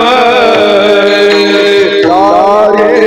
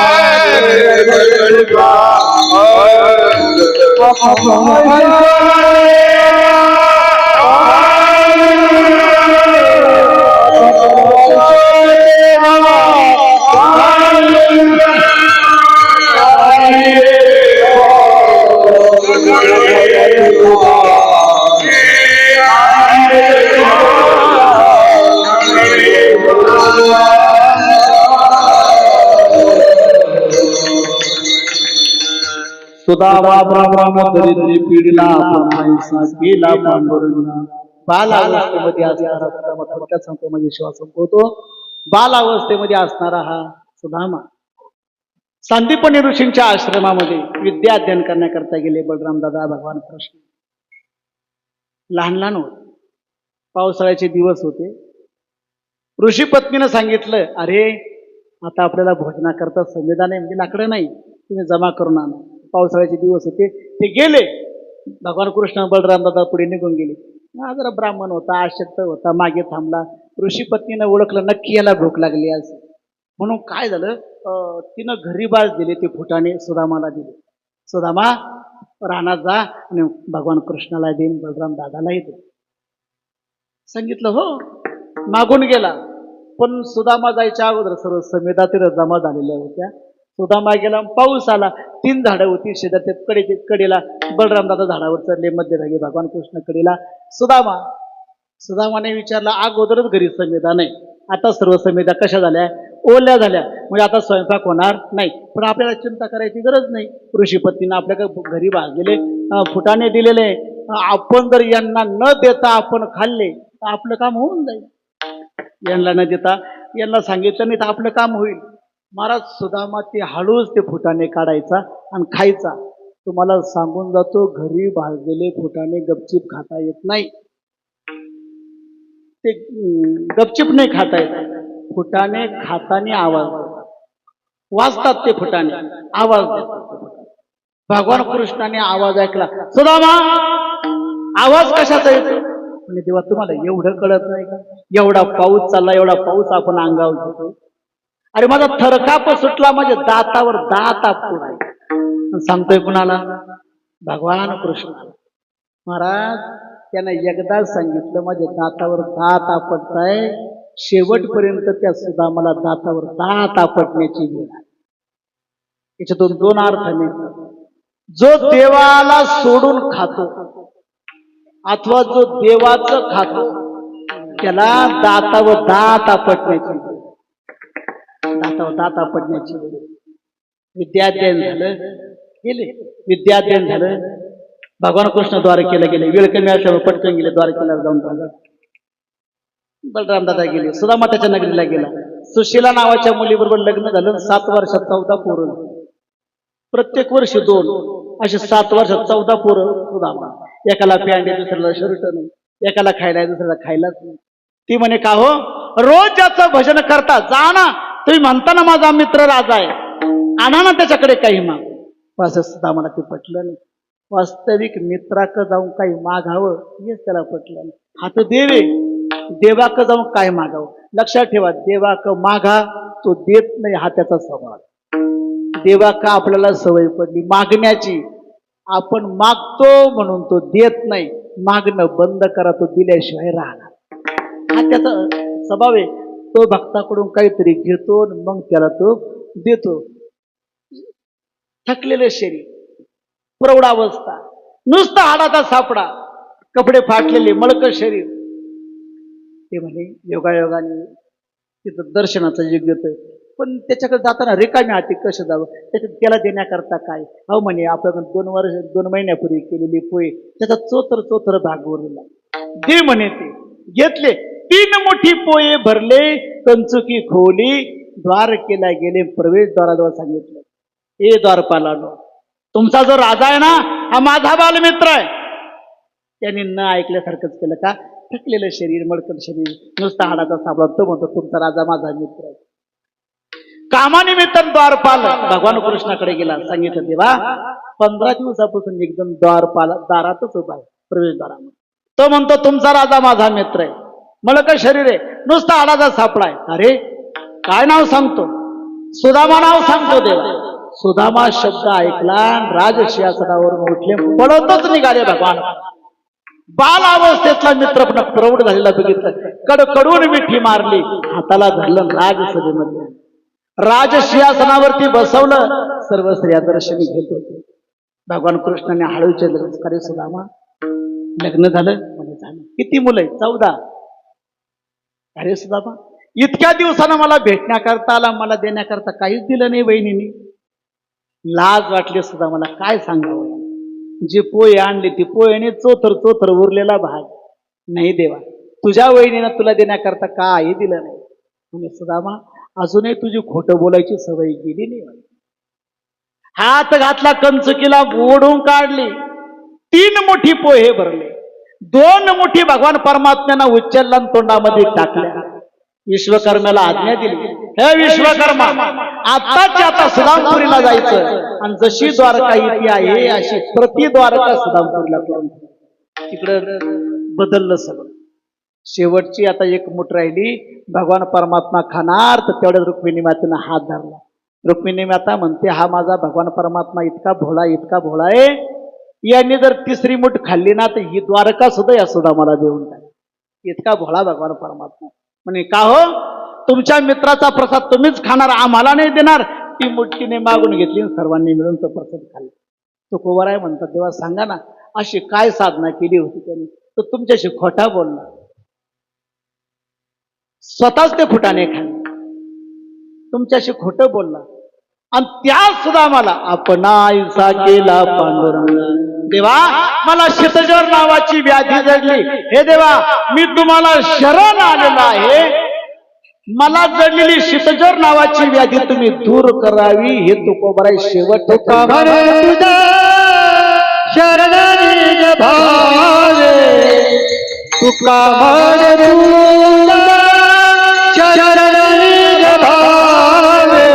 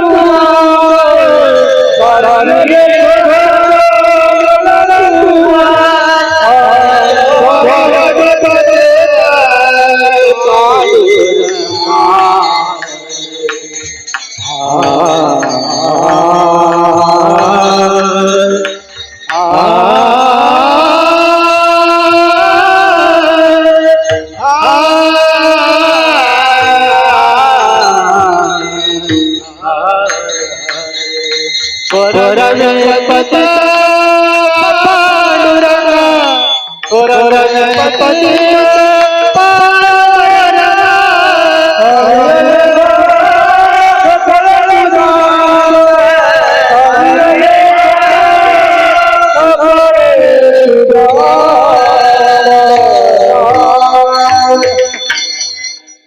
तुका म्हणे तुझं शरण पाप निर्दाळावे पांडुरंगा. हे देवा, मी तुम्हाला शरण आलेलो आहे आणि ह्या पापाचं तुम्ही निर्दलन करावं. मला जडलेली शीतजर नावाची व्याधी तुम्ही दूर. मी फक्त संगती करू देतो, शासन ठेवतो. परत भगवान परमात्म्याने विचारलं, का रे सगळेच दिसतात तुको बऱ्या दिसत नाही.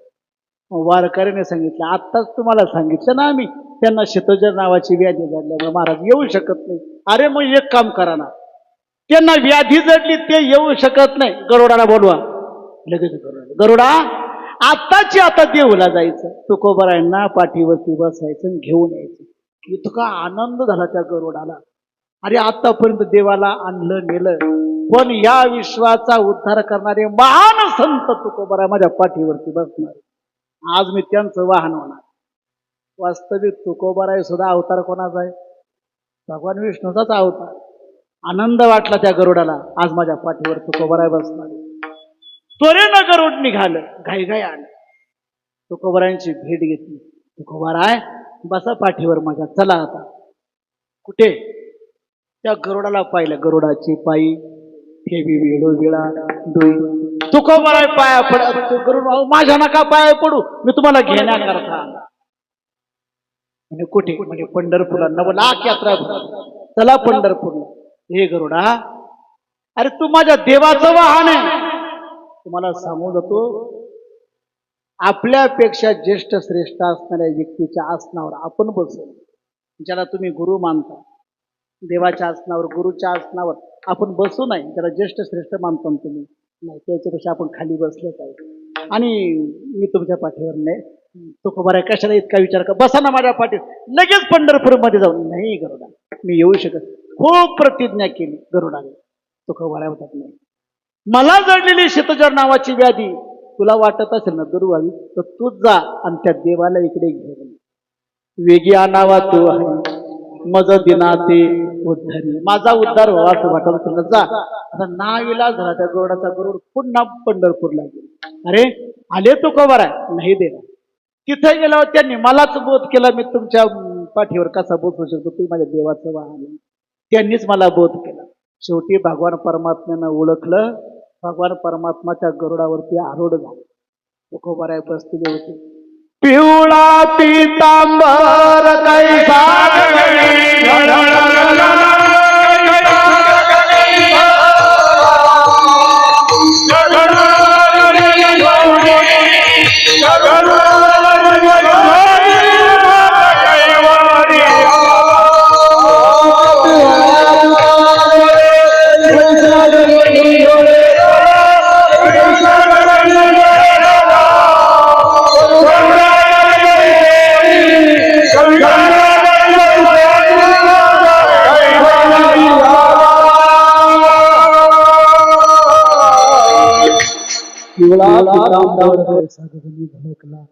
गरुडावर बैसोनी माझा कैवार. भगवान परमात्मा खाली उतरतात. भगवान परमात्म्याला तुकोबरायांनी पाहिल्या त्यांना जडलेली शीतजर नावाची व्याधी त्याच क्षणाला ती दूर झाली. वास्तविक या अभंगाच्या माध्यमातून तुकोबरायांनी देवाला आपल्याकडे येण्याची मागणी केली. देवाने ती इच्छा पूर्णही केली आणि त्या देवाने कोणत्या कोणत्या भक्तांचा उद्धार केला, त्या भक्तांची स्तुती केली. त्याप्रमाणे भगवान परमात्म्याची स्तुती केली. देवडीकरच्या आणि गाथ्यामध्ये, प्रकरण प्रगाथ्यामध्ये जशी प्रस्तावना होती तसंच मी तुमच्या समोर या ठिकाणी मांडण्याचा प्रयत्न केला. अवांतर विषय या ठिकाणी बोलण्याचा मी प्रयत्न केला नाही. जे अभंगाला धर्म असेल ते धर्म या ठिकाणी बोलण्याचा प्रयत्न केला. माझ्या अल्पमतीने अल्पबुद्धीने जसं चिंतन करणं शक्य होतं तसं या ठिकाणी करण्याचा प्रयत्न केला. माझी सेवा त्या ठिकाणी संपली. आज शेवटचा जागराचा दिवस आहे. थोडा वेळ जास्त झाला आहे निश्चित, पण आज हरी जागर आहे, शेवटचा दिवस आहे. उद्या सकाळचा आपला झालाय. आज या सप्ताहामध्ये आज माझ्याकडे ती जबाबदारी असल्यामुळं आज विनेकरी आपले कालपासून बदलले. रामदास रामचंद्र गवळी या ठिकाणी विनेकरी होते, पण गावामध्ये ही दुःखद घटना घडली आणि त्याच्यामुळे या ठिकाणी आता अशोक भाऊ या ठिकाणी विना घेताय. सर्वांच्या चरणी नतमस्तक होतो. त्यांच्या शेजारी उभे असणारे मोहन महाराज धोंगडे हे कुरेगावचे आपल्या परिसरामध्ये राहतात. उत्कृष्ट गायकी, आचरण शुद्ध आहे आणि गोड गातात. आपल्याला सवय पडली बाहेरून आणण्याची. आपल्या परिसरामध्ये खूप आहे. वास्तविक परिसरामध्ये खूप आहे असं म्हणण्यापेक्षा आपल्या पाथर्डी फाट्यावर खूप खूप आहे. आपल्या परिसरामध्ये खूप मोठे गायक वृंद पाथर्डी फाट्यावर आहे. चांगली चांगली कीर्तनकार. आता बघा प्रभू महाराज मुसळे, नांदूर वैद्य राहिला कुठे आहे? पाथर्डी फाट. काय पाथर्डी फाट्यावर नाही महाराज. त्यांच्या शेजारी आता उभे असणारे इथं संजय महाराज इप्पर हे नांदगाव तालुका राहतात कुठे? शाळेच्या पलीकडे.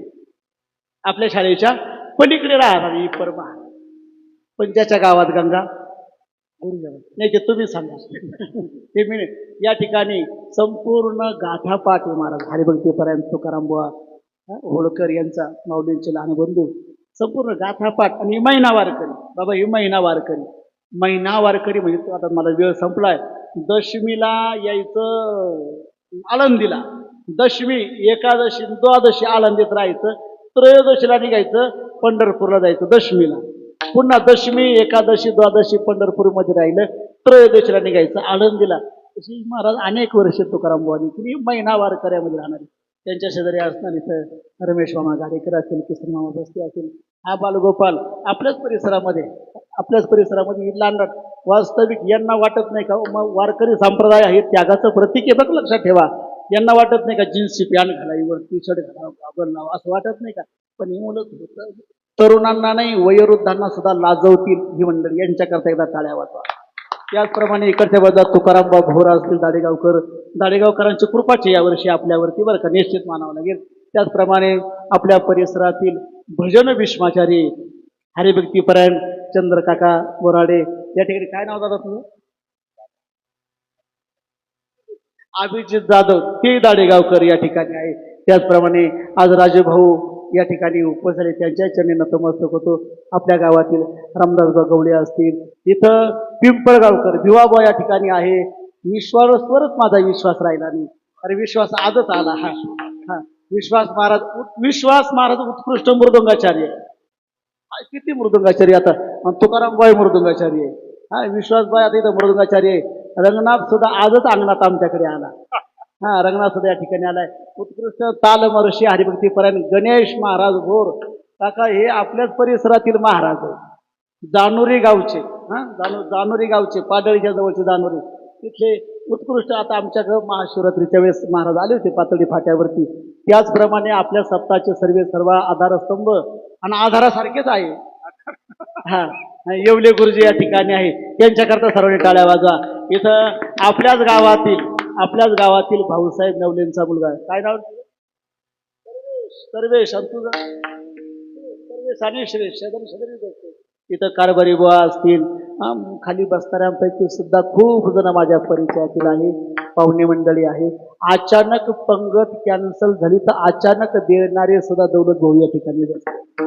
महाराज पंगत कॅन्सल झाली, प्रश्न पडला काय करावा आता. काय त्या भगवान परमात्म्याची कृपा, ते लगेच मला पंगत पाहिजे. लगेच ती पंगत त्यांच्याकडे गेली वेळेवर. अतिशय सुंदर त्यांनी सुद्धा पंगत या ठिकाणी साजरी केली. मला वाटतं आता आंबारस खायची इच्छा सुद्धा राहिली नाही. महाराज या सप्ताहामध्ये तर या 16 पंक्तीपैकी 8 पंक्ती आंबाराशाचाच झाल्या.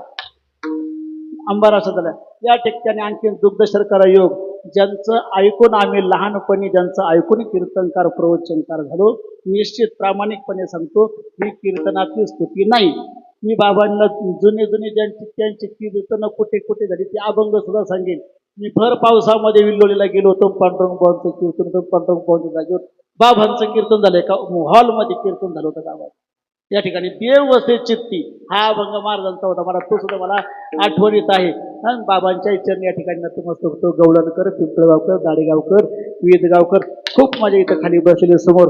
बरोबर आमचे गजानन महाराज मंदिराचे सर्व कार्यकर्ते या ठिकाणी इथं आहे बरं का. पडेल ती काम त्यांना काही सांगायचे काही करायला या ठिकाणी तरी साना बाबा आहे, आरती भाऊ आहे, अनेक जण या ठिकाणी आहे. साऊंड सिस्टीमवाल्यांनाही धन्यवाद देतो. फक्त आजच्या दिवस मी तुम्हाला विनंती करतो, कीर्तन संपल्यानंतर फक्त 3च मिनिटं बसा. 3 मिनिटं का बसा, ह्या पाहुण्यांचं स्वागत करायला पाहिजे ज्यांनी आपल्याला